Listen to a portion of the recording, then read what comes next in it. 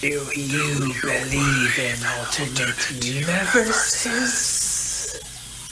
You are listening to Delayed Replay. The improvised movie review podcast. Wink. Everything is fine here. We're all fine. Just sit tight and listen to them talk about the movies they definitely saw. Don't delay. We have to listen right away. Hello, listeners. Welcome to another episode of Delayed Replay, that podcast where we talk about movies and occasionally other things. I'm your host, Steven Schinder, as always. And joining me for this special episode, you've heard him before, possibly, unless you're a newcomer. It is Zach Arnold from IPC.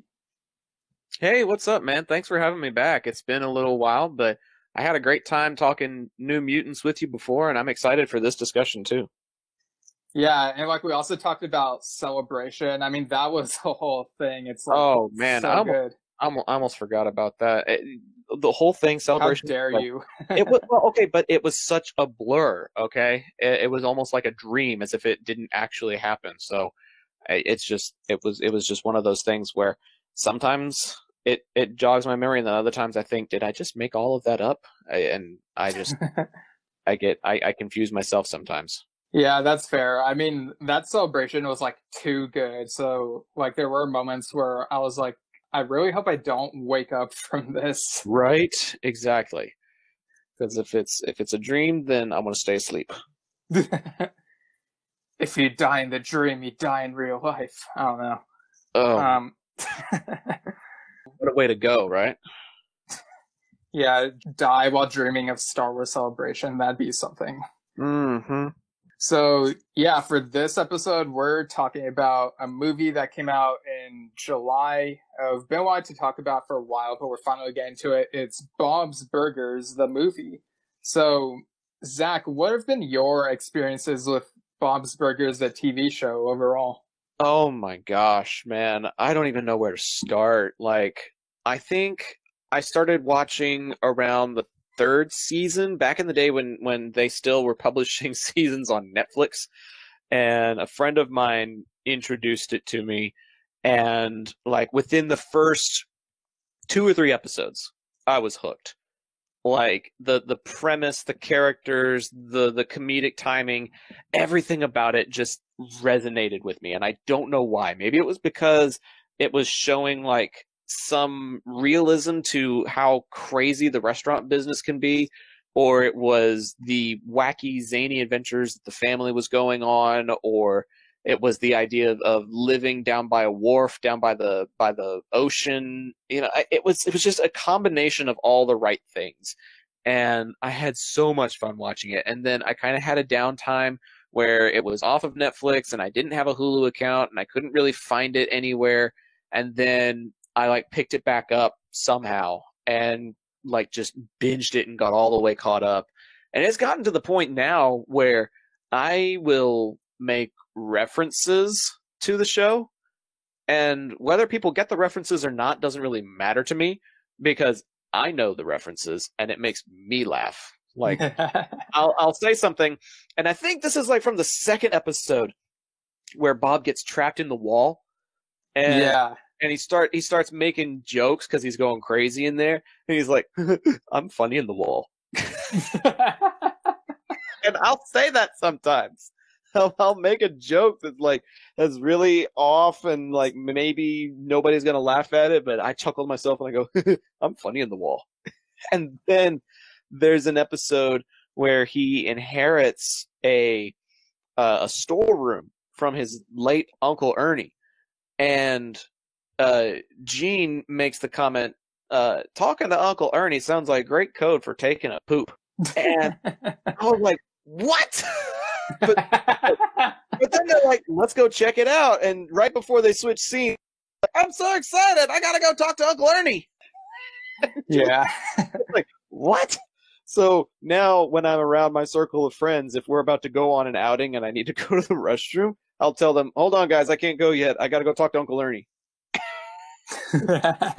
So, I mean, this percolates in my life, man. Like, I make references to it, I make jokes to it, I laugh at those characters' expenses. It's provided me with a lot of laughs over the years. Yeah, so me and my brother Alex got into the show like right when it premiered back in 2011. And it was at a time where like I think it was a year after King of the Hill had gone off the air. And Yeah. you know, Fox sometimes has these animated shows that come and go, like some get canceled. Like I really enjoyed the Napoleon Dynamite animated series, even though others didn't. And then Alan Gregory, kind of a weird animated show, but I thought it had funny moments, even though it probably hasn't aged well, but that got canceled. And so you have like these things that seemed immovable, like The Simpsons, Family Guy, Yeah. American Dad, although that later moved to TBS. So it mainly felt like The Simpsons plus Seth MacFarlane. But then, Yep. but then Bob's Burgers came along, and something about it felt like it filled the void of King of the Hill without feeling like a King of the Hill clone. And I've been thinking about why that is. And I think it's because it feels, well, for one, it focuses on like, you know, cooking, like, you know, in King of the Hill, they like grill and like barbecue and talk about meat and all that. So they had that in common. But also, Bob's Burgers feels more down to earth. Like, you don't see them relying too much on like celebrity cameos and cutaways and stuff like that.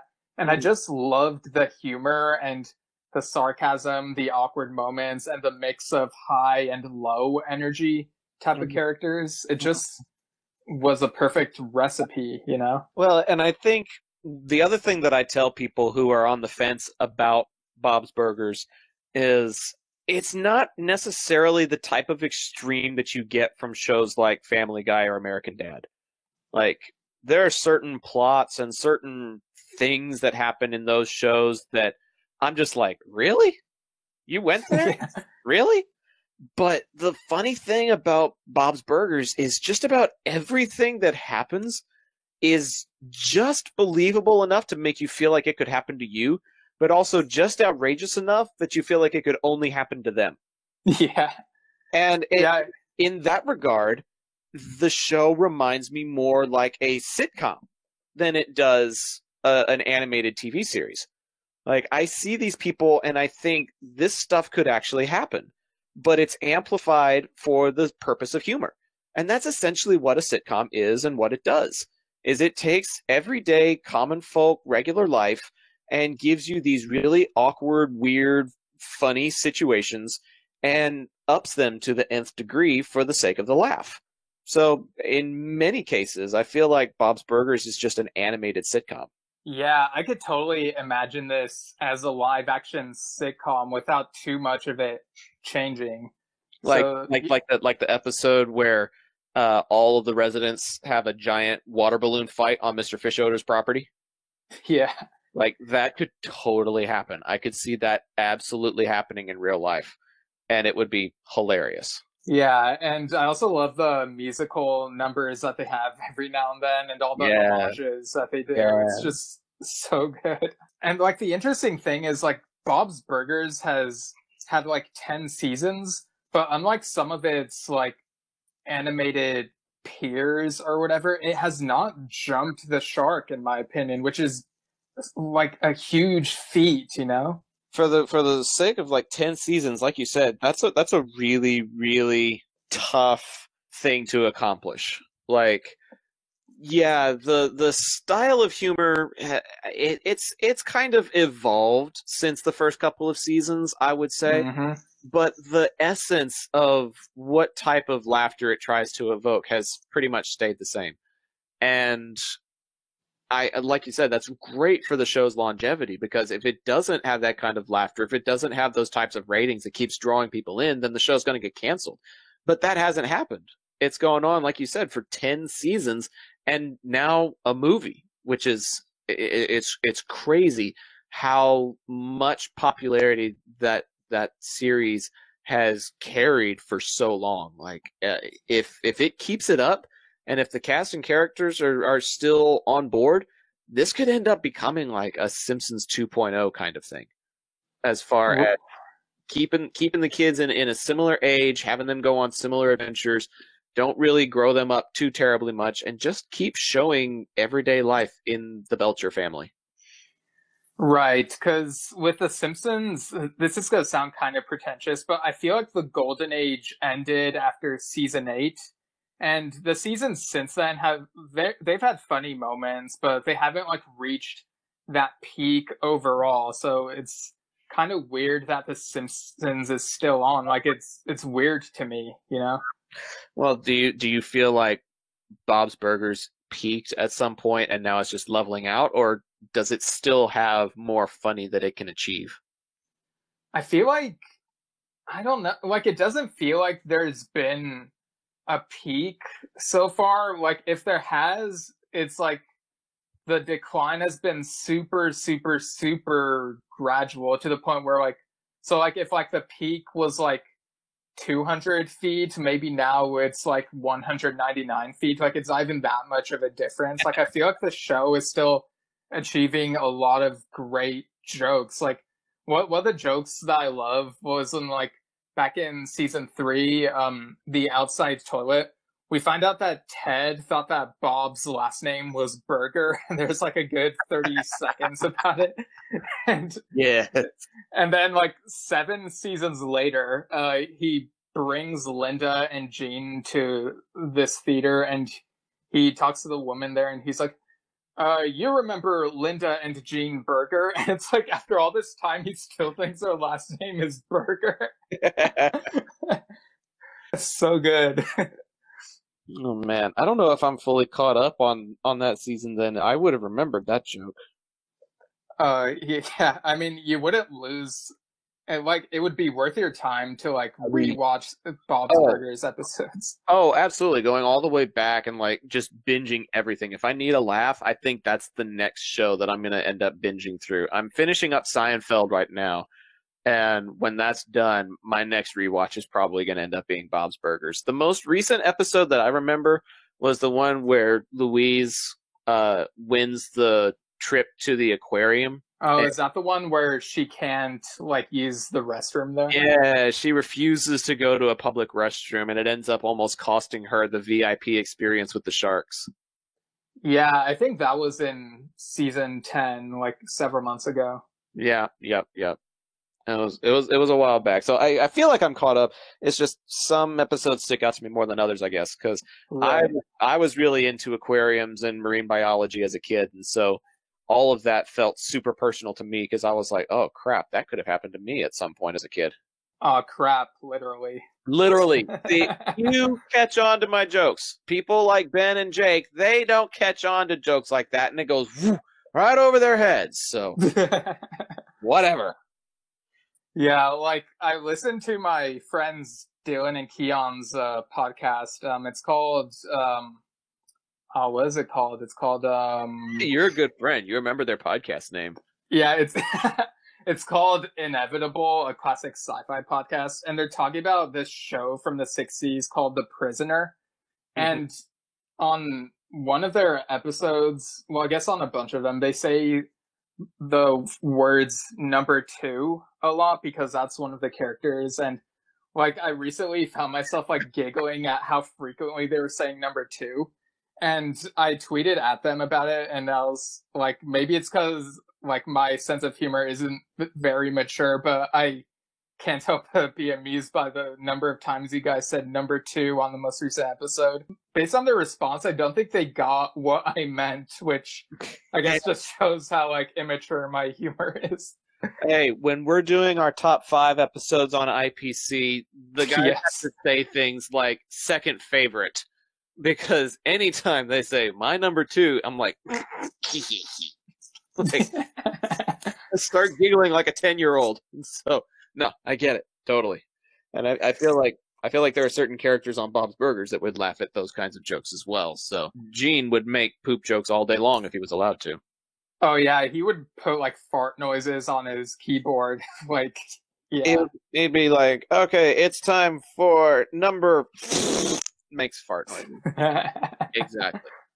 Yeah, and I mean, in this movie, there's a moment like in the middle of it where he has his keyboard and he's like, "I call this one F sharp cheddar," and he presses it, and it sounds like a fart noise you'd hear from someone who's eaten a lot of cheese. Oh my gosh.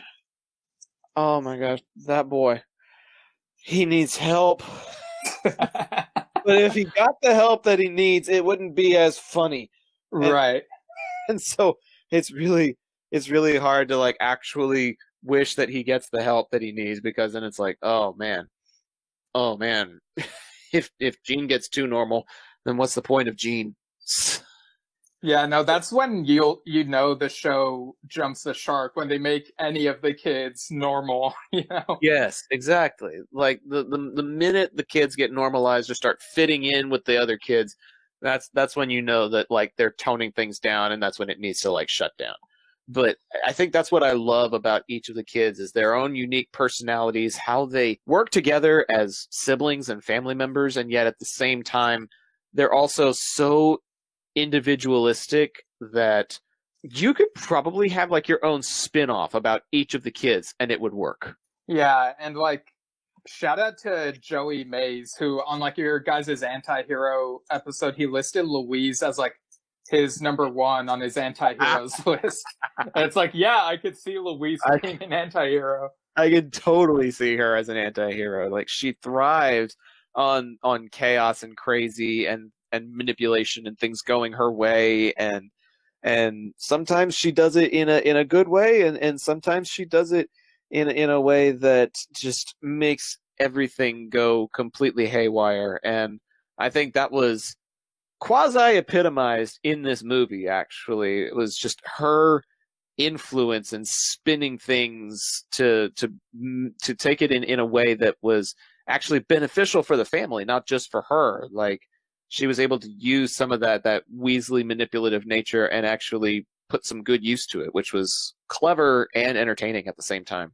Yeah, she's my favorite character on the show. Like she has like some of the best lines, and I love it.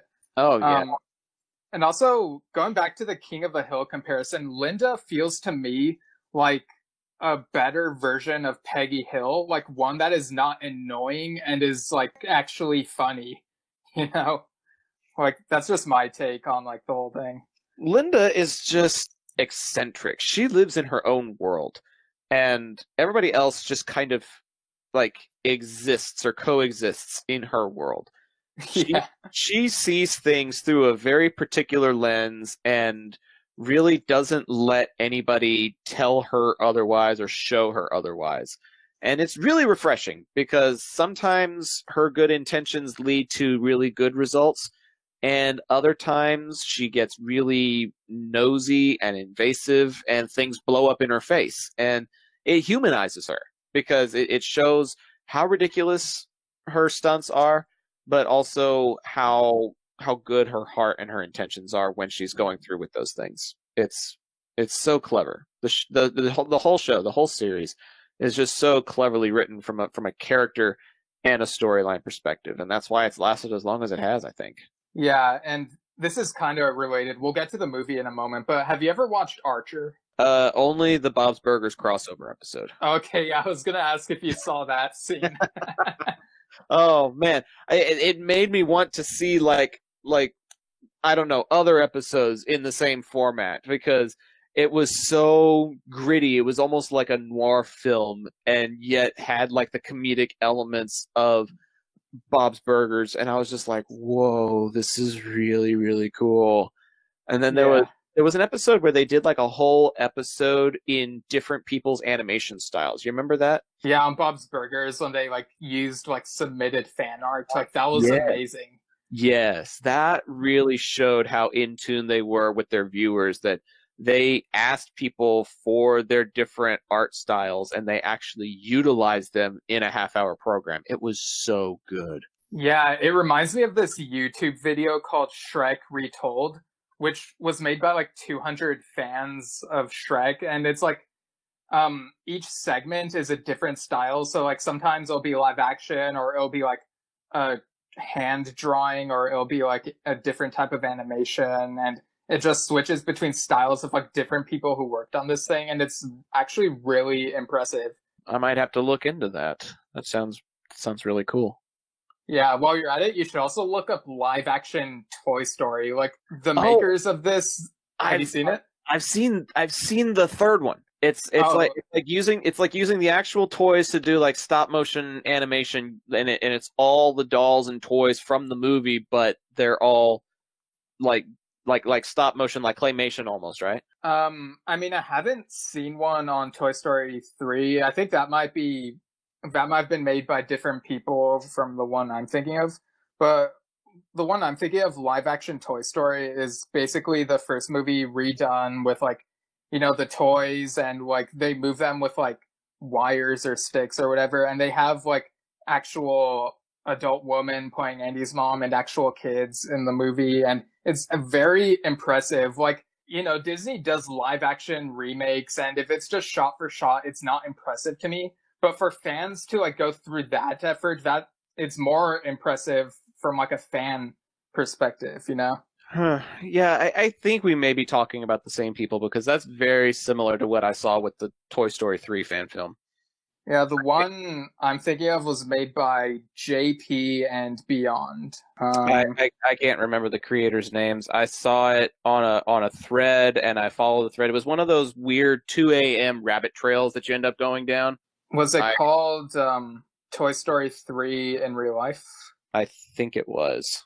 Okay, that one is by Toy Story 3 IRL.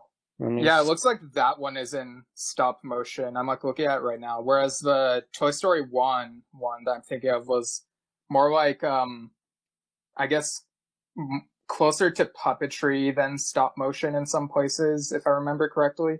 Oh, okay. But I don't know. But yeah, this one looks really good. Like, it looks very crisp. So I might need to give that a watch at some point. It was pretty enjoyable. I didn't watch the whole thing all the way through because I was falling asleep, but that was the thing that put me to sleep. You know how you're up at 2 a.m. and you don't have, you're just scrolling, and nothing is like actually getting you to a place where you could fall asleep. That film was like comfortable enough and familiar enough that I wouldn't be disappointed with myself if I fell asleep during it. But then it was also like something new and different because it was being told in a different way. So I was like engaged with it, but also falling asleep to it. It was like that perfect balance to finally help me get to sleep. Yeah, I mean, there's nothing more soothing than falling asleep to the soothing sounds of Toy Story. You're not wrong. I mean, Randy Newman's film scores are phenomenal. To me, they are right up there with Williams and Giacchino as far as the film score helping tell part of the story, because he did Bugs Life and Monsters Inc. and movies like that. And if you listen to the music playing, you can put yourself in the moment, in the scene, really, really well with movies like that. So he did a really good job with those. Yeah, I just love Toy Story. Like, I know that's like a cold take, like the coldest take that can ever be said, but I just love it. Possibly. Yeah. My hottest Toy Story take would be that Toy Story 2 was completely unnecessary. Oh, yeah, I've heard that take, and I disagree. I actually really love Toy Story 2. I have some pretty strong opinions about Toy Story 2, but I don't think that is something that should be discussed tonight. We got other things to talk about. Right. I mean, regardless of our different opinions, you've got a friend in me, Zach. So. Oh. Way to bring it home, man. Slow clap. Nice. Speaking of home, I felt right at home when Bob's Burgers, the movie, began with his homage to Sweeney Todd. That was also a callback to the first Bob's Burgers episode. So you have like this song where it's like, attend the tale of Sweeney Todd, but instead it's like, attend the tale of Bob's Burgers, and like Louise is singing about like cannibalism and stuff, and the song is cut short by Bob saying, Louise, stop telling people that we sell human meat. Oh man, that is a great callback, because that was the thing that got the show started, you know? Yeah. And to make a reference that's that far back is is clever, but also like really respectful to the longtime fans, letting them know, hey, we know that there are a lot of you who have been with us since day one, and we appreciate that, and we're acknowledging that. So that was a really good joke to get things like lighthearted right off the bat. I think I appreciated that they did still do like the opening music, even though it was a movie. Yes. Like you've got the family, and you've got the establishment going up in flames, and you've got the exterminator. Like it does all of that stuff. But then you see, you know how like the exterminator has a different name each time, and like the place next door has a different name each time. Like you think nothing of it until you get partway into the movie, and then you realize that like one of the key components of the film is something that has been completely untouched, or really not very well looked at outside of maybe a couple of random episodes, is looking at the establishment that's next door to you. Wasn't there like an art studio or something there at one point? And wasn't there a gym there at one point? Something like that. Like I'm pretty sure everything has been there at some point. Well, yeah, but there are very few times where they actually go into the place next door. Like I'm pretty sure they went to the gym when it was there. And I think they went in there another time when it was like some sort of supply store. I don't think it's art supplies, but it was something similar to that. But very rarely do they ever actually go next door. You just see the little thing pop up, and then by the next episode it pops up into something else. And it's like, oh, it's just this roundy round carousel of stuff. But the writers did a really good job of taking something that hardly anybody really ever thinks about and ends up making it a pretty key component of the story. Because it looks like by the time the next episode rolls around, this establishment that's next door might actually be there to stay. Yeah, that would be something. And that'd be really weird, as if like you finish one episode, you go to the next episode, and that establishment is actually still there. That was interesting at how seriously they were taking the place next door, and how it was actually kind of cutting into their business a little bit. Like, you've got the rivalry between Bob and Pesto, but this is the first time they really ever took a look at dessert and how it affects the neighborhood eateries. And everybody seemed to really be interested in having froyo, and nobody wanted a burger anymore, which was a really interesting way to look at it. Yeah, it's kind of funny because I know ice cream and froyo are like kind of different, but they're pretty much similar. Like whenever I eat ice cream, sometimes at the end of it, I feel like I want to eat meat, like something with protein in it. But like in this, the people are like satisfied enough with the froyo that they don't feel like they need to eat anything else. Like they enjoy the froyo and the fruit, and like it kind of reminds me of like there is a Seinfeld episode about a froyo place, and I think froyo was also a big thing in Parks and Rec at some point, wasn't it? Froyo. I'm trying to go through my Rolodex thinking of it. I can't recall. There was a burger place in Parks and Rec that would make most burger places sad that they even exist. And there was a candy factory in Parks and Rec, so it wouldn't surprise me if there was some kind of froyo aspect. But I remember the froyo place you're talking about in Seinfeld. They labeled themselves as like non-fat or something like that, even though they actually had a lot of fat. The place was jumping, and they were super excited about it. But I mean, this place, it had a lot of fruit, and it had a variety of flavors. It actually had 16 different flavors that you could choose from. And that was one of the reasons why I really loved the name. It was called 16 Handles. Yes. That was a play on the song by The Crest, 16 Candles. I was like, I get that reference. Nice. And to have that kind of variety, I think, was another thing that gave it such a leg up. Was, you could go in there and you could get fruit flavored stuff. You could put fruit on it, or you could have like cookies and cream, or mocha munch, I think was another one that they called it. Like there was a lot of variety, and I think there was a lot of newness to it as well. Bob and Pesto, those guys are pretty established. They've been there for a while, but to have a new eatery on the block everybody seemed to flock over there to see what was so new, and the other people like Bob's Place, they just weren't keeping up. Yeah, and like it really affects their businesses. Like they're getting less and less customers. Like thankfully Teddy is like loyal. Like he does get some froyo, but he still gets like Bob's Burgers and whatnot. So gotta love Teddy for the support. But Yeah, I mean, Teddy is like a human puppy dog. He is super loyal. He is Right. as loyal as they come. But he was tempted to go over there. The conflict that he had, they got like the angel Teddy and the demon Teddy to show up on his shoulders, being like, "You should go over there. You've had plenty of burgers over all these years. You deserve a little ice cream." It's like, no. What would Bob say? Oh, Bob would say that you deserve some ice cream. No, that's not what he would say. Like, he's got this weird conversation having, like, this debate, this struggle over whether he should go over there or not. And it's so funny to see the internal conflict in the simple mind of Teddy. Like, should I have froyo or should I not? It's adorable. Yeah, it gave me Emperor's New Groove vibes. Exactly like that.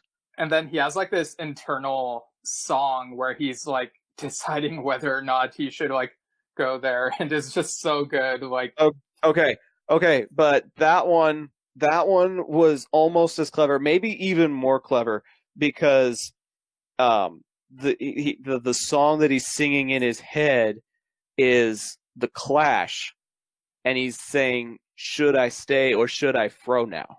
And I was like, no, you did not just go there. You did not just do that. And they went yeah, and did that. And honestly, I was surprised that they got the rights to the song, because it had like the guitar riff and everything. That da da da da da da da. Should I stay or should I fro now? And I was like, oh my gosh. Oh my gosh, that was brilliant. I loved it so much. yeah. Like he would say "fro now," and every other stanza he'd say "froyo." It was great, and like this movie went big with the like it pretty much utilized its budget to the fullest, I feel. Oh, easily. Like I think that's the cool thing about an animated film like this. You already have a set animation style. Like, you're not going to upgrade anything for a movie. It's going to be created the same way you create your weekly episodes. You've already got like the voice actors pinned down, so you already know what to pay them. Probably pay them a little bit more because you're making a movie instead of like episode by episode. But you've got all the voices in place. So you've got basically your core tenets that you need for a movie with a little extra budget padded in, and you can use it on things like music and references and stuff. Like, get the creative property, get the licensing for it, and utilize it for the sake of making something bigger. And I thought using music like that and making references like that was absolutely the way to go. It made me smile even bigger, not just the self-referential, but then the references to things that people are going to instantly recognize, like that song. It was great. Yeah, and like, you know, because the business is like suffering, the Belchers are thinking they might have to move, and this like makes Tina very upset, and she feels like she needs to tell Jimmy Jr. how she feels. And it's like, after all this time, shouldn't Jimmy Jr. like know? Like, it's like a really confusing thing for me. The dude is just oblivious. Like, he deserves to wear that cone-shaped dunce cap 24/7 because he does not get it. But I think at the same time, there's also like this little bit of an implied bromance going on between him and Zeke. Like, Zeke is more than friendly with Jeju, if that makes sense.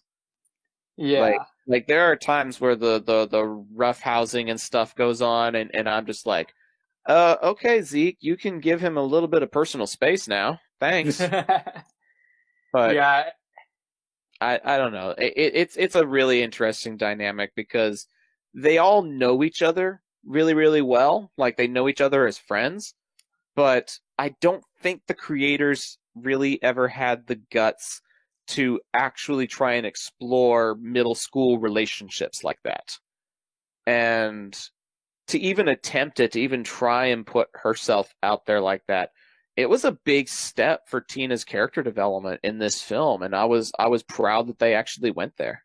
She's very hesitant at first, which is why she goes to Zeke and like tells him like what she's considering, and like Zeke gets very insecure and he's like, no, you shouldn't tell him because that could ruin what he and I have. And then like, you know, because Disney owns like Fox's entertainment assets, now they're able to do like their own versions of Disney songs. So you get like a version of Can You Feel the Love Tonight where Zeke is like, don't tell Jimmy Jr. you love him, or like something like that. And like we see like a fantasy where like Zeke, it looks like Rafiki, so like he's called Riziki, and Tina looks like, well, the hyena, so she's like Hi Tina, and I guess Jimmy Jr. looks like a meerkat because, like, as Tina explains, like in Lion King 1.5, Timon proposes to Shenzi, but she missed the point of that being just a distraction.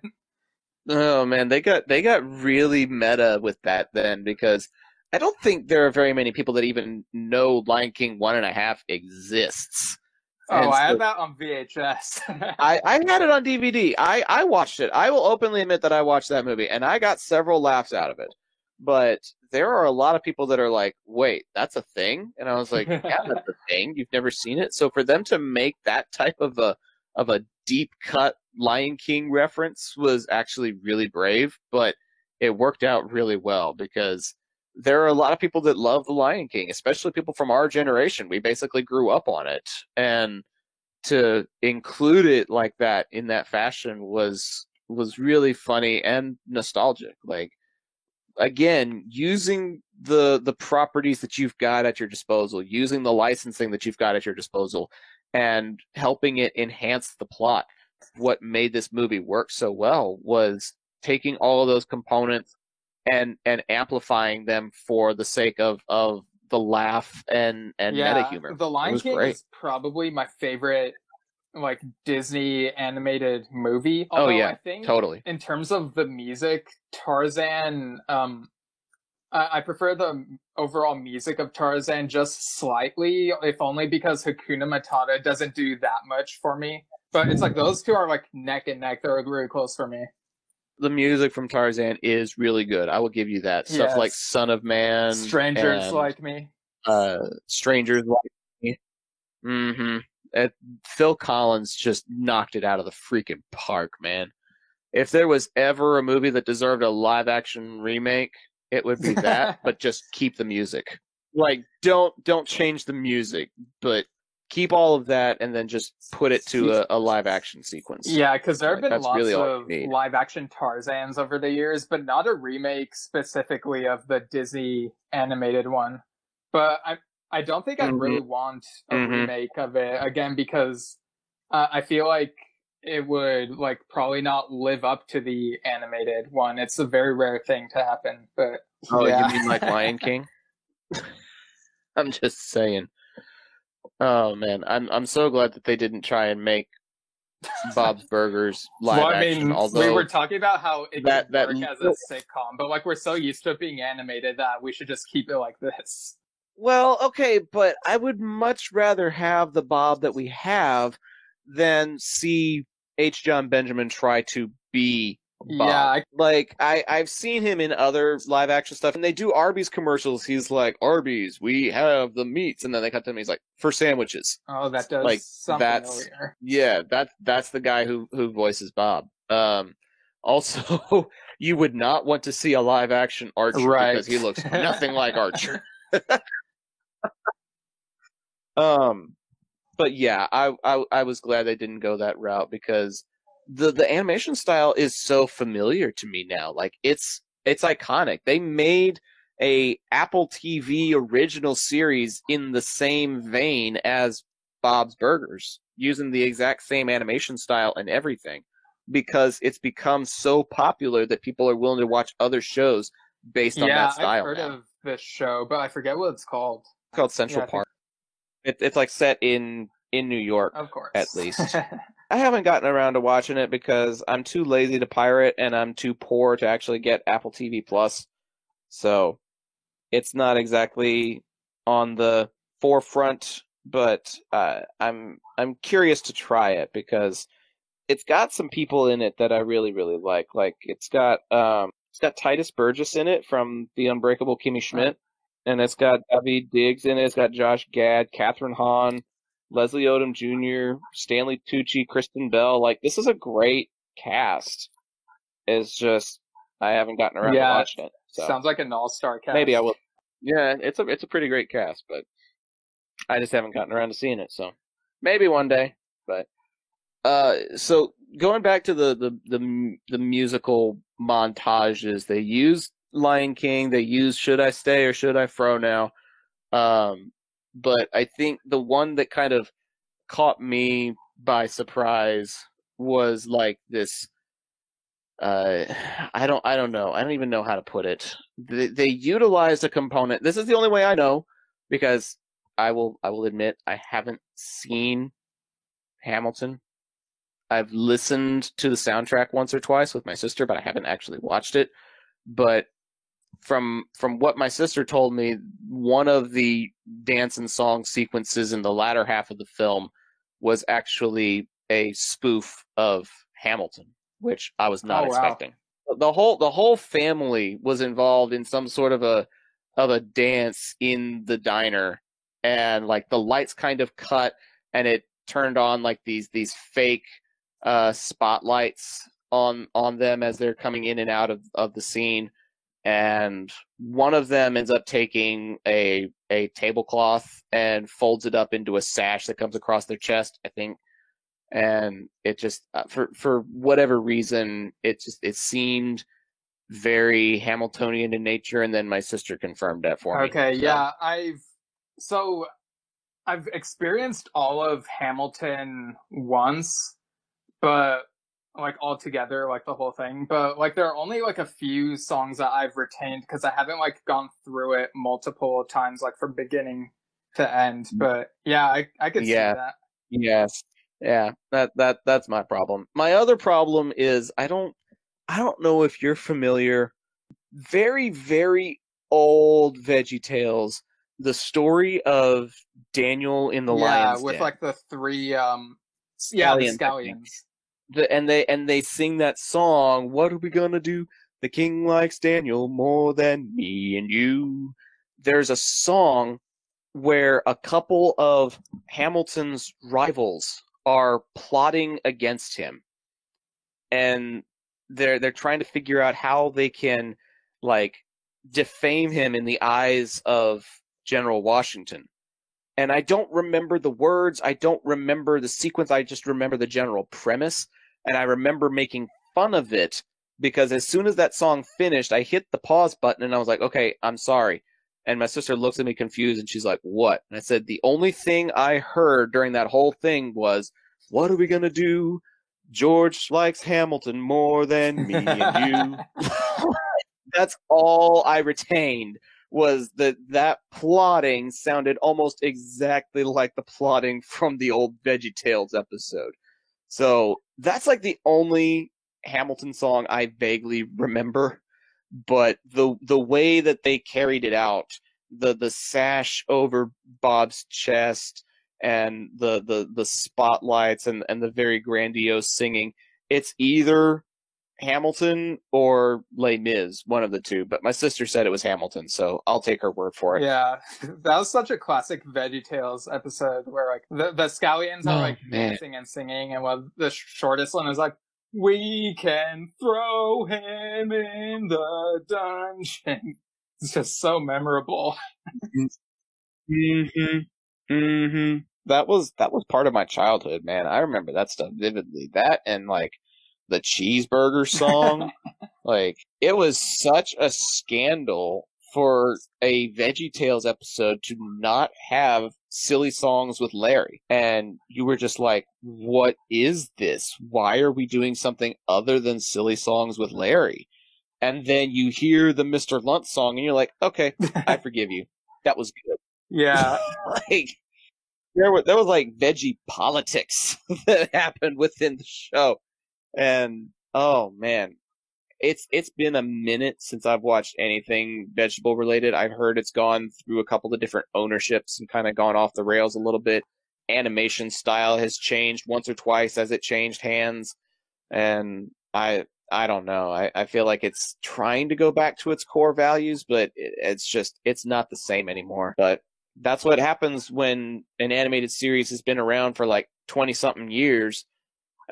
Sometimes things change within it, but the nice thing about Bob's Burgers is, as we've mentioned earlier, not a whole lot about it has really changed in its tenure. Right. And I do want to circle back to the cheeseburger song in a moment, but first, like, it just reminded me of like this episode of the Looney Tunes show, which was on Cartoon Network in the early 2010s. And like they have these melodic melodies segment in the middle where like a character from the show will like sing a song. And there was one where Elmer Fudd, who for some reason is a news reporter in this universe, he is like going home and he's singing about grilled cheese and how much he loves it. And it sounds so uncomfortably seductive and like just, Ooh.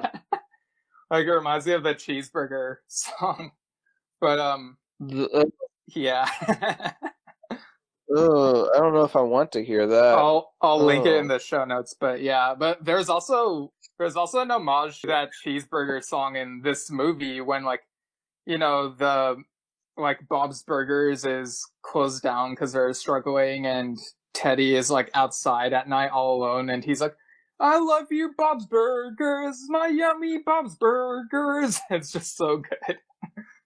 Oh man, see, anybody who's never seen VeggieTales would just think it's a random song that Teddy came up with, which is something that happens a lot. People like Teddy and Linda will just come up with random tunes and just be singing it, and you're like, oh, okay, was not expecting you to be singing just now. But if you've watched VeggieTales from 15, 20 odd years ago, then yeah, you would know exactly what that's from. But it was so short and so quick. I guess like it didn't utilize it for more than a few seconds. I feel like the reason that little tune was so short was because maybe they didn't have the licensing for it and they didn't want to get sued for using it. Yeah, I could see that. Like the ditty was really, really short, and you see him outside, and then it like cuts to the apartment as the family is like packing up. And it was really, really cute when Gene and Tina went to like their quote unquote piggy banks. Like Tina had an actual unicorn shaped piggy bank. Gene had a dirty old sock. But they got their money out. They pulled out what was left of their allowance and, you know, made that kid like gesture to the kids, like, to the parents, like, is this going to help? And they're like, no, as little as we give you for an allowance, that's definitely not going to help us make rent. But it was still a cute gesture, although I was definitely not surprised to see that Gene kept his money in a gym sock. Yeah. And also because like Disney distributed this movie, they're able to have a song that I just know probably made you cringe, which is a Breaking Free song from High School Musical. When like Bob is like, he's feeling sad and he's like, I wanna be soaring, flying, breaking free, or something like that. It was hard to watch. Yeah. Because it's another one of those ones where the lights go out and it's like, oh my gosh, you're singing again? And then it happens to be that song and it's like, oh my gosh, you're singing this? Like, yeah. It was funny because Bob definitely can't hit those notes, and it was obvious that he couldn't hit those notes, but it was also funny because he's holding like these imaginary spatulas, and the soaring and flying is the patties as they're flipping up into the air back down onto his spatula. Like, you know, he would rather be making those patties go soaring and flying, and I'm like, oh, Bobby, you just want to go back to work, Bobby. It was sad, but also just kind of cringe. You're right. I did cringe at that. So like Linda goes out in the street to take a walk, and on one of the telephone poles she notices an ad for something that's going on at the wharf that's coming up. And so it's like this cook-off thing where like the winner gets like a good amount of money. They don't specify the amount, I guess, Yeah, because it's just they like don't want it's like $5 or $6 signs on the poster. Like it's not like show you what the actual award is, but she's looking at it and her eyes get all big and her jaw drops down like halfway below her neck, and you're like, okay, well that was great because it's animated, but if you tried to do that in real life, it would look really, really weird. Yeah, they don't want the viewers to do the math and like break down like how they spend their money or whatever. Yep, exactly. But yeah, she brings that to Bob, and like they really have to motivate him, and he's like, well, if I'm gonna win this cook-off thing, I feel like I need to come up with something new. He goes on this like retreat out in the wilderness, like he goes camping by himself. So he says it's like to return to his roots and like get that burger making inspiration that he needs. So he like is trying to like do his own attempt at meditating, which is really awkward because Bob like, you know, can't meditate. Bob, he's not a yogi. He cannot meditate. And what's funny is I think making burgers is the most cathartic thing for him. Like that's where he gets into his zen. That's where he gets into his happy place. And that is like this place is like the exact opposite of that. And what's funny is he starts getting inspired again after he makes a fire. Like he's hiking, he's meditating, he's humming, he's doing all these different things to try and get inspiration. And then when he starts prepping dinner that first night, when he makes the fire, when he's like getting the food put together, it's like everything just comes so naturally to him all over again. And it's like this light bulb of inspiration comes over him as he's prepping the food. And I think that was just really, really great for the viewer to recognize that that is where Bob is at his peak. It's when he's involved in food prep. It's not when he's out on a spiritual quest. It's not when he's even doing things with or for his family. His peak, his best, is when it comes to food prep. Yeah, and so like he gets like these images in his head. Like he sees the wharf and he sees the water and he sees some like shrimp swimming in the water in this fantasy. And that's when he comes up with the idea for the shell phone burger.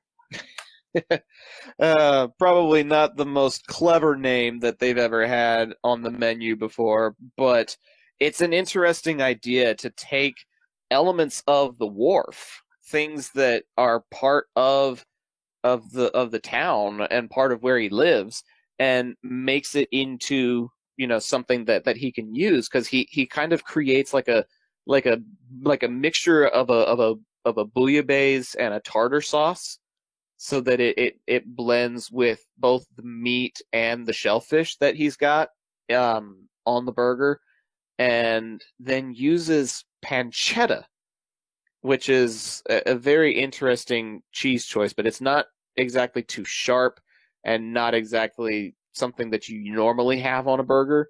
So he gets a little creative with it. But I think the thing that really pulled it all together was the bun choice. As weird as that may sound, using a different shape and a different style of bun and making it kind of buttery toasty on the inner layer adds a different type of texture to what you're going to be eating. And he takes that into account with his prep. And I don't know, it was just everything about it seemed to kind of come together in just the right way. And it was clever, but it wasn't necessarily too over the top either. And I thought it was cool that he was using that for a local competition, using local food that had been freshly caught over at the wharf. Yeah, and this was something that I didn't notice until you brought it up to me, but like he also puts like toothpicks in this burger that have like this tiny paper that has like a phone number. It's like a 555 number, and like That's plays into the pun of like the shell phone type of thing. Yes, exactly. Exactly. Yeah, you kind of have to be looking for it to see it, but it was like shellfish and burgers and then like a little bit of a cell phone pun in there by putting a phone number on it. I can't help but wonder what line the phone number went to. Like, was it a fake number or was it an actual number? Did the judge actually call that number to see what would happen? Like, I don't know, but I thought it was clever.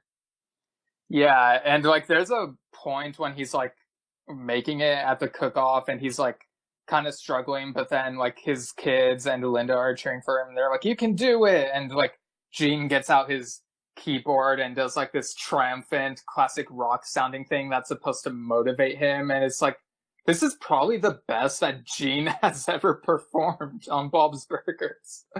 Yeah, because he was inspired, he was motivated, and what was funny, well, funny to me, was the whole time Bob is participating in this cook-off. There's also kind of like a little sub story going on where Louise is using some of her wiles and manipulative influence to actually affect business at the Froyo place. Yeah. Because if you recall, it was the Froyo place that was causing them to have damaged business in the first place. So yeah, winning the cook-off would help pay rent for this month, but it's not going to be like a long-term fix because the Froyo place is still in business. And thinking that far ahead, Louise recognizes, winning the competition is great, but we're not going to get to stay here if the Froyo place stays here. It's them or us. And so like the whole secondary plot is Louise trying to bring about the destruction of the Froyo place. And I don't really fully grasp how she was able to do it, but she actually like found a way to forge an alliance with Pesto. I guess she used her friendship with the twins and with Jimmy Jr. to like convince him that they need to stick together or else they're all going to go out of business because Pesto is losing business because of the Froyo place too. Like everybody's seeing that place and they're not having burgers, they're not having pizza, they're having Froyo. And they're finding ways to like spread rumors inside the Froyo place, kind of like the rumor that there was human meat in the burgers. They're throwing out rumors that things like human milk is being used in the ice cream. Yeah, it was like so cringe to hear, but it was like so in keeping with the quote unquote lore of the show. Exactly. And then there were some of the treats on the assembly line that they put like vinegar and stuff on so that when you have a gummy bear, it's actually a vinegar gummy bear, and you're just like, ugh, this tastes horrible. Why would anybody eat this? Why am I paying for this? Just spreading these different things throughout the store that are just enough to drive people away and spreading just enough rumors that word of mouth is getting around that maybe this isn't the best place to get Froyo from. And it ends up like severely like leaving a pretty severe hit on the Froyo place to the point that they now have to consider closing down themselves because of the bad rap they've got. Yeah. It was just so clever seeing Louise, the leader, like bridging that alliance with Pesto and the kids and using her influence in a way that actually helps everybody. Because, like I said, she usually has those anti-hero tendencies for her own gain. And technically this was for her own gain so that she wouldn't have to move. But at the same time, it was also probably more hero than anti-hero because of the way that she got everybody to band together. Yeah, definitely. And like when the owner of the Froyo place, who is voiced by Paul Rudd, like when he has to like shut down the place, he like turns to everyone and is like, "You morons, you all love Froyo, you love it." It's doing like this over the top evil sounding dialogue, not knowing that like Linda is like video recording with her phone, and so she's like, "Aha! Now the whole world will know you for what you are. How do I send it?" And like her kids are like trying to outpresent it and they're like this, mom, or like this, like this, there. You know, like that whole awkward back and forth. The whole adults not getting technology thing. It's a trope that is still funny. No matter how many times it gets used, having a confused adult with a smartphone is just, it's one of those things that is an easy laugh, but still so funny. Yeah, so the owner of the Froyo place is like, this town sucks, I'm out of here. And then like Bob's Burgers, true to the opening of the episodes, like has a reopening or whatever. And like Yep. the town's like applauding and they're like coming in to like buy burgers. And Teddy is first in line. Of course, he orders like 10 burgers and Bob is like, that's kind of a lot, Teddy. Are you sure? He's like, yes, 100%. He's like, you should pace yourself. It might be bad for your health. And Ted's like, they have like this whole fun argument, like back and forth, even this deep into the movie. It's so great. He's like, Bob, I haven't had a burger for 10 days. Therefore, I need 10 burgers today to catch up on the ones that I've missed. Yeah. It's like exercise, but opposite. Exactly. And I mean, by Teddy's logic, that's like, oh yeah, well, I got to make up for lost time. I got to make up for lost burgers. And Bob's just like, I think I'm going to make you 2 and we'll see how you feel. No, 10, Bobby. And he like slaps like a $50 bill on the countertop and he's like, make me those burgers now. And the kids are like welcoming people in and Linda's being the socialite that she is. And she's like, wow, Bobby, I haven't seen this place this busy in years. And it's got that happily ever after kind of vibe to it until you realize that the kids were in the process of moving out and they left all of their dirty laundry in the bathroom. That's classic. And the whole place starts to smell of Gene's socks. Yeah. Oh man. So funny. But how'd you think of the way they resolved the whole Tina and Jimmy Jr. thing? Well, I think that's what's funny is, like, she put herself out there. She actually tried to announce her feelings, tried to actually profess her feelings. And I think, in a way, Jimmy Jr. was considering it because he thought she was moving away. And now that she's staying, it's almost like it's having the opposite effect, where he's back to taking advantage of her because she's sticking around. And so, like, she's still kind of in that friend zone, but it's that awkward type of friend zone where you've said something, but the other person hasn't mutualized it yet. And he kind of leaves the audience wondering if he ever is going to make it mutual, or if he's just going to keep taking advantage of her. Knowing Jimmy Jr., I would expect him to keep taking advantage of her just because he's a little on the dense side, and he may eventually forget that it even happened. Like, honestly. And it's just going to leave Tina in even more turmoil than she had before, unfortunately. But that might actually be good for her character because, like, she's already super high strung, and this is just going to kind of wind her up even tighter. So that could pay big dividends in the episodes that come after this. Yeah, that'd be interesting if that happens. I could also see like a status quo reversion type of thing, because like it kind of reminds me of like, did you ever watch like Hey Arnold growing up? A little bit, but that was only because my last name Arnold and people kept saying Hey Arnold when I was a kid. Right. So I had to watch enough of it to know the characters and tell people to shut up about it. Yeah, so like in the first movie, there's like a similar thing where like feelings are put out there, but then it kind of reverts to the status quo. Yeah. It's a good movie, but I think the movie that came a lot later, Hey Arnold, the Jungle movie, was a better conclusion to like the entire series. It gave everyone something to do and pretty much answered all the questions. But yeah, there's like that status quo thing, and also like in the Simpsons movie, you know, Lisa has a love interest, but then that love interest never shows up again. It's just there for the movie, so it reverts to the status quo after the movie. So Right. I don't know. It'd be interesting seeing like what happens. Well, I think that's a dynamic that does need to be explored, but it can't be done in a way that it turns Tina's character into like a rom-com sideshow, because that's really not how her character's built. Right.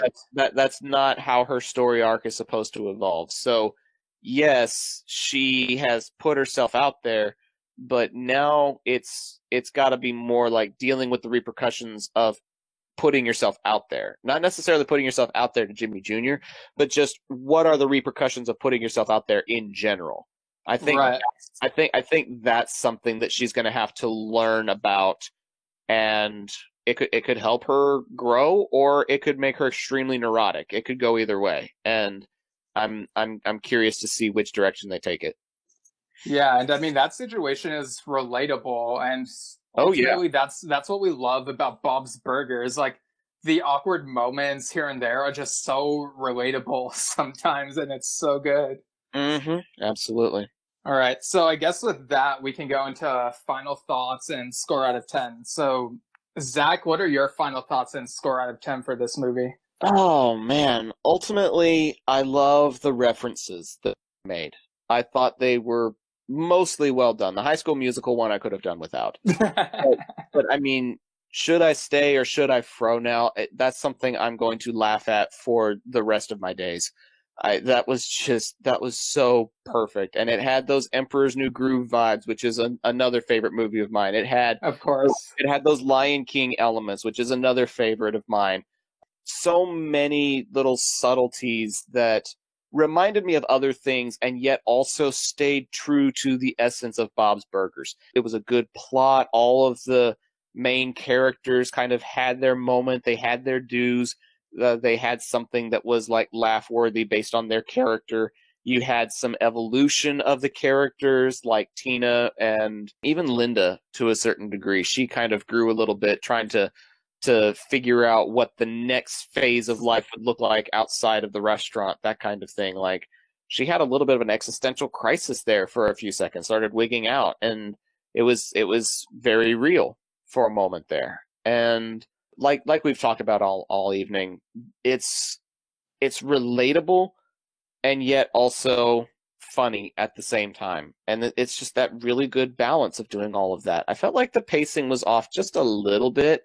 Like, cutting the transitions between some of the scenes were a little choppy, but the story that it told overall was really good, and I enjoyed it. I really, really enjoyed it, and it's a great addition to the series as a whole. So I think I'll give it a 9 out of 10. I really enjoyed it. Nice. Yeah, so with like theatrical movies that are like attached to a series, it can sometimes be weird, and sometimes there's like too much pressure to like make it as good as the show, or like they'll try overshooting it, try going too big, like bigger than they need to. But I felt like this movie, like, it had stakes. Well, sort of. We knew that like ultimately like things would be the same after this because, you know, season 11. But the story felt down to earth still, and there were some nice relatable moments and some great music. I love the homages. And so, you know, when this episode comes out, it'll be the birthday of the show's creator, Lauren Bouchard. I don't know. Maybe one of those is correct. I always assumed Boucher. I don't know why. Maybe because I've heard that last name in Waterboy, but I've never actually heard anyone say his name out loud, so I'll have to like look that up. But... yeah, I need to watch more panels with Lauren in it. That's my problem. Yeah, so like this episode will come out on his birthday, which is October 10th. But I also think this movie was a 10 out of 10.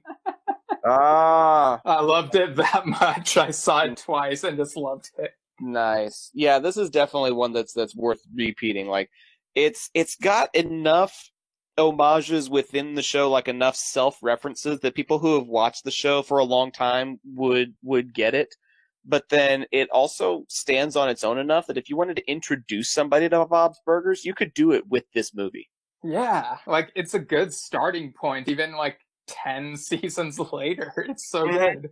Mm-hmm. Absolutely. Yeah, so I guess that's potentially like my favorite movie of the year, unless anything else surprises me. But Oh, man, that's pretty high praise. yeah.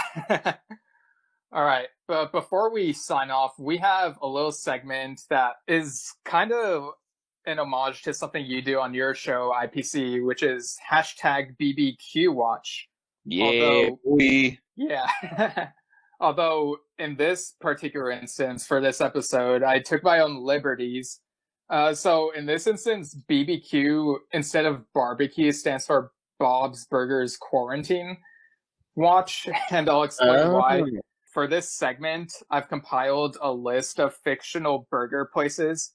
And, since this is coming out in October, I figured I'd do something like spooky season related. And so we'll try to go through each of these fictional burger places and decide whether we would want to eat at them. But here's a catch. It would have to be within a 12-hour period during which there is like some sort of threat outside of the restaurant. So you'd have to quarantine inside with the characters from the story. And so like you'd have the food there, you'd get to try it just for that once in a lifetime thing, but you'd also have to try to like be protected against like whatever is outside. So basically we're saying, would we choose to do that or wouldn't we with each of these burger places, if that makes sense? Okay, I think I'll follow along, but maybe we do an example so that I have an idea of what I'm getting myself into here. Right. So I'm gonna do these alphabetically, and one of the later ones it will have like zombies as a threat. So it'll be like, would you risk being within this burger place for 12 hours if there are zombies outside of it? So yeah. Okay, and I have a bunch, but I tried not to go like too overboard, so I don't think these will take too long. We'll go like rapid fire. How many is a bunch? Like 10, 20? 15-ish, I think. Okay. So like, yeah, and each one will have like a different threat, although there are a few that I wasn't able to think of a fitting threat for it, so maybe you can help me out with that, and we'll try to think of something and then decide. So yeah. Okay, lay it on me. What you got for me? All right, so alphabetically, we'll start with Big Belly Burger, which is from like various DC comics and shows. And I think the threat for this would be like superheroes infected by like a zombie virus, so it'd be like deceased. So, so like, would you risk like being within Big Belly Burger for 12 hours while that whole thing is going on? Like, is the food worth trying at that time period? I don't recall ever hearing of Big Belly Burgers. Maybe I just haven't read the right comics or watched the right series, but... Well, it was also on The Flash. It probably shows up a lot on that show in particular, but I know you haven't like watched a lot of it. I haven't watched The Flash in like 2 years, man. I got so over that show by like the end of season 3. I was like, whatever. So for me personally, no, probably not.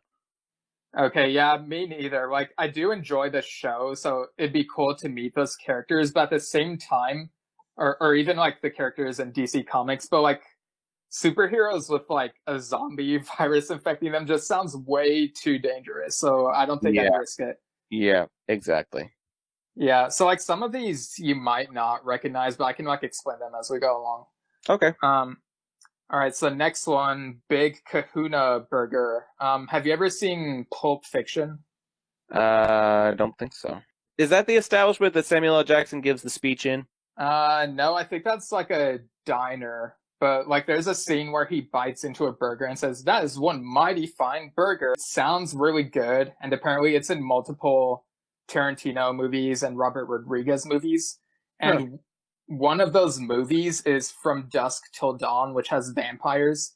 So would you risk trying Big Kahuna Burger if there were like vampires outside that night?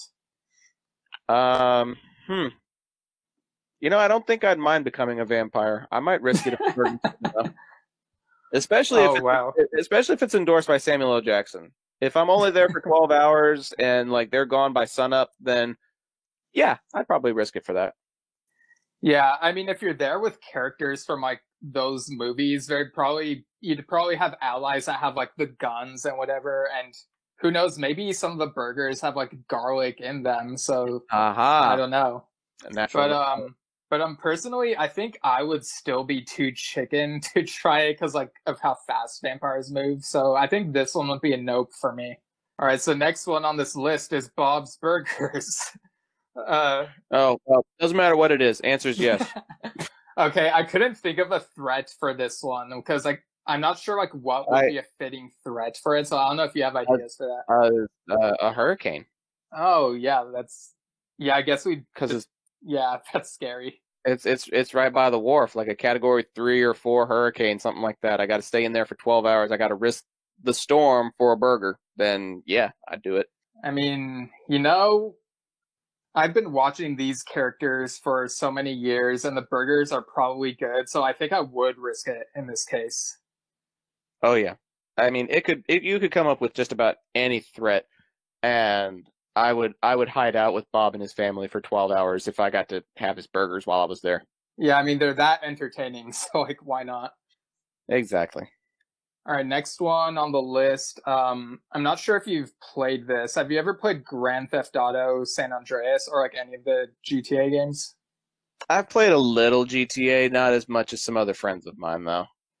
Okay, so in San Andreas, there's this place called Burger Shot, and so you can like order food within the game. But what's interesting is like if you eat so many within like a short amount of time, you could end up like puking in the restaurant, or you could like if this is weird, like gain weight super fast. It's like one of those weird video game things. Interesting.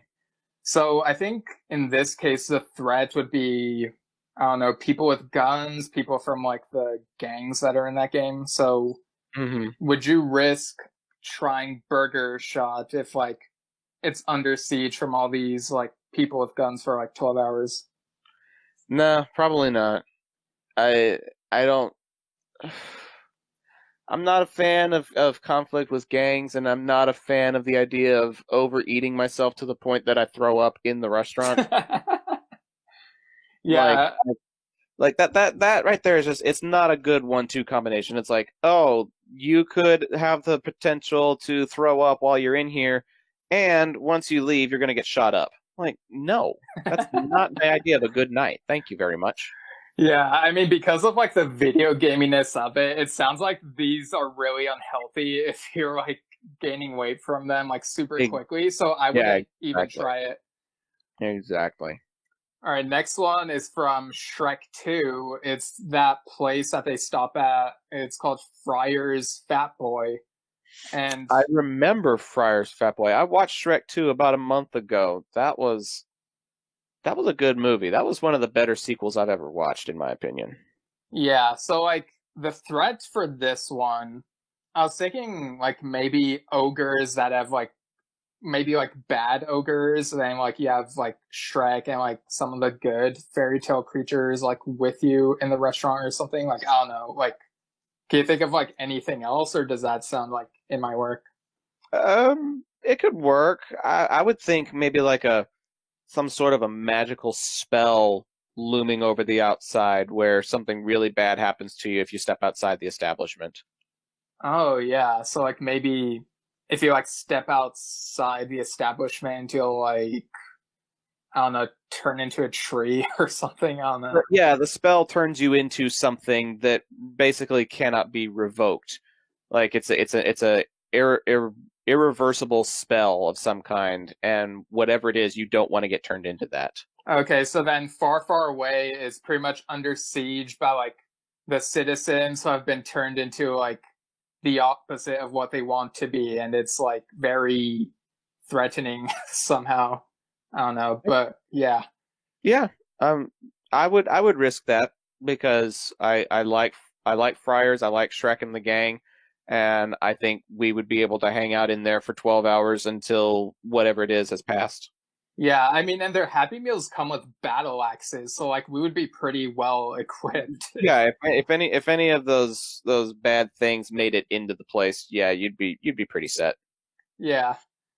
All right. So now, like, some of these are actually like from Nickelodeon, which is weird. So like the first of those is Good Burger. I don't know if you're like familiar with that. Yeah, I remember Good Burger. Okay, so like this one I also struggled thinking of a threat for. That's hard because Good Burger's like a comedy, isn't it? Yeah. Yeah, it's hard to come up with a threat for a comedy. Yeah, I don't know. I can't think of anything off the top of my head. Yeah. I mean, But I mean, I regardless, I probably would risk it for a good burger. I mean, it's literally in the name. It's going to be a good burger. yeah, I mean, especially if like they have the Ed sauce, like I would want to try that because it sounds like it was a game changer for Good Burger. So yeah, I don't know. Maybe in Good Burger there's like out of control drivers or something. I don't know because like that's kind of a thing in the movie. But yeah, I'd risk it. And across the street from Good Burger is of course Mondo Burger, unrelated to your friend Mondo. Oh, well, come on, man. He's got to be like a partial investor or something.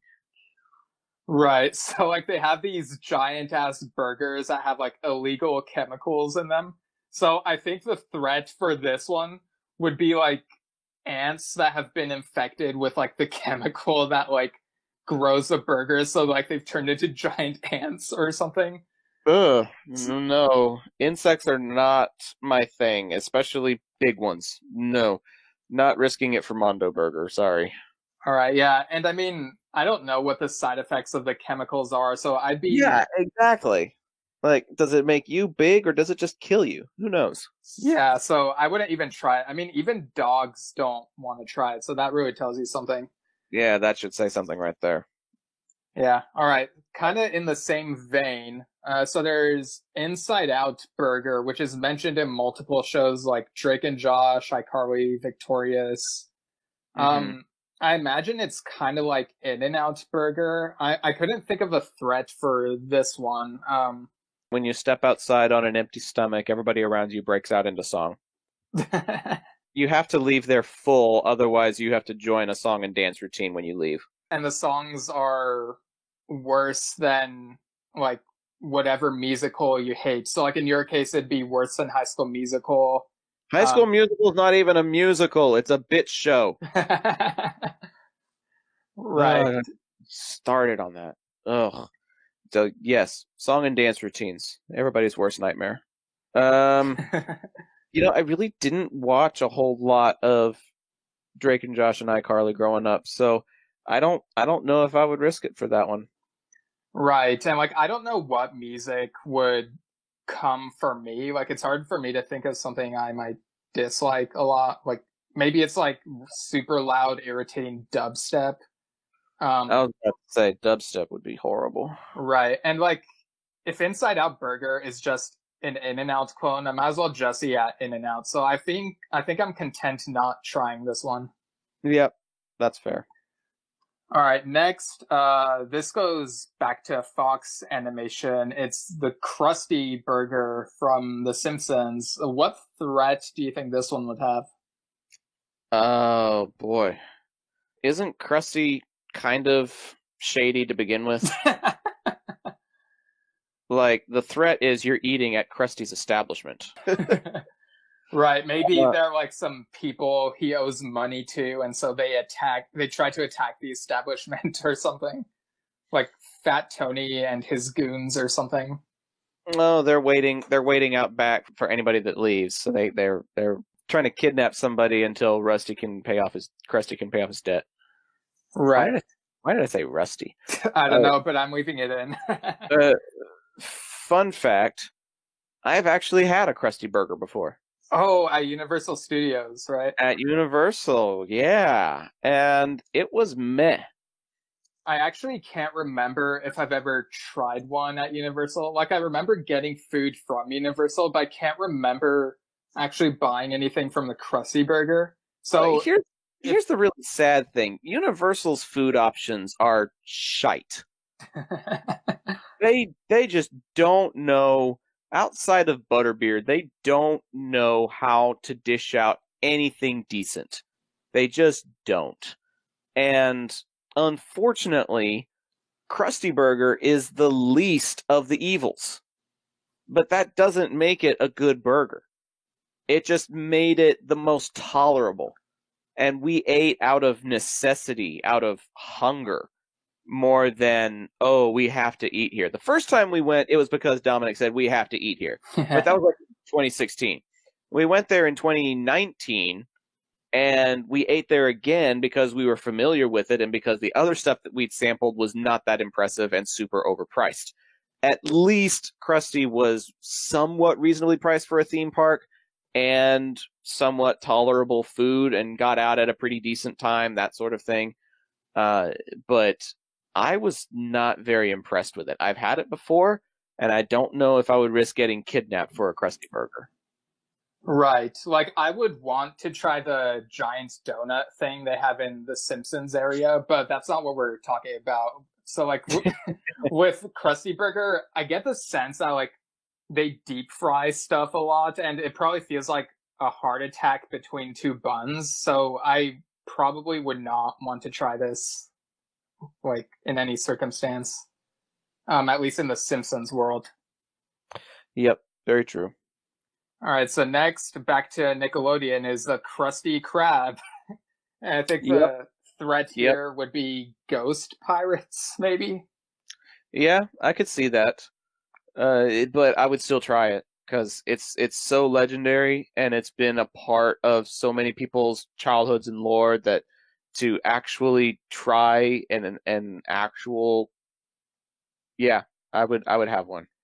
See, I would want to try one, but I was trying to think of the physics of it and how that would work. Like, because like it's underwater, so like would the burgers be soggy, and would we have to have scuba suits or whatever? Like, do we just hold on to it and take out, but it'd be like super soggy when we like rise to the surface? I don't know if we should be overanalyzing it. We just think about the burger and the legendarium that is associated with it. I think that's all I would really be thinking about. Yeah, that's fair. But I'd also be kind of concerned for your safety because like SpongeBob would be making the burgers and he lives in a pineapple. So Oh, me personally. I thought you meant like the general public you, because I don't know why. I'll bring a Benadryl. I'll risk it. Okay. Yeah, so I guess in that case, I would try it too. Like, it has a secret formula, so it has this good reputation, so I'd try it. Yep. All right, next one is McMeaties. Have you ever watched Invader Zim? I watched a few episodes one New Year's with some friends of mine. We were just watching a bunch of stuff, and it was kind of on in the background. I didn't pay a whole lot of attention to it. Okay, it's one of my favorite cartoons. It's super funny, but I've heard good things about it. I just haven't gotten around to it. Yeah, it's on. I'm that way with a lot of shows, unfortunately. Yeah, it's on Hulu right now. But I was trying to think of like the threat for this. I did consider zombies, but like the zombies in Invader Zim are like so dumb that they're not really a threat. Like they trip over each other. So for this one, I'm thinking the Hollow Weenies, which are like doppelgangers that look like the characters in the town, and they like come out of this nightmare realm inside of Dib's head. So they're like super scary. There's like a giant spider-like woman and like yeah, and also fun fact about McMeaties, their burgers are made of napkins, which makes them germ-free. None of that really sounds very appealing to me, unfortunately. I think all of that is a hard pass. Yeah, I mean, the town and the whole world of Invader Zim is such a nightmare that as funny as that show is, I don't think I'd risk it either. All right, next one is McSpankies. Have you ever watched Jimmy Neutron? Yeah, but it's been a hot minute. Right. So for this one, I thought maybe robots could be the threat, and like Yeah, that sounds about right. and like after Jimmy like renovates McSpanky's, it has like its own artificial intelligence, which itself can be kind of a threat if it's like over analyzing and like it might take you into space or something. So with that in mind, would you risk 12 hours at McSpanky's with these threats? I think Jimmy would be able to reprogram the AI to be a defense AI rather than something that could do something to you. So as long as I'm hanging out with Jimmy and crew, I think I'd risk it. You know, I was on the fence with this because of how often Jimmy messes up, but he does pull through at the end usually. So I guess, yeah, I'm with you. I'd risk it. Have you ever watched Mr. Meaty? It's like this Nickelodeon show that had puppets. I'm going to be honest with you. I grew up a PBS kid, so a lot of these shows are ones that I probably have not watched. Okay, so yeah, the puppets on this show look really creepy, but I'm not. I wasn't a fan of Sesame Street puppets, and anything that is a derivative of that is like lesser, I'm probably not going to be a fan of either. So if puppets are the key characters that I'm going to be hanging out with, that in and itself is already a nightmare, let alone whatever threat is hanging out outside. all right, see, I wouldn't mind hanging with puppet characters, even these creepy looking ones, but the threat for this would be the zombies. Like there's this thing called the Salivator X8. Yeah, it turns like everyone in the mall into zombies. So like you'd have to like quarantine in Mr. Meaty's for I guess 12 hours. So is that a no for you then? Probably a no, because zombies outside, puppets inside, that just does not sound like a good combination for me. Yeah, I probably wouldn't risk it either. Like just for the zombies and whatnot. All right, next one.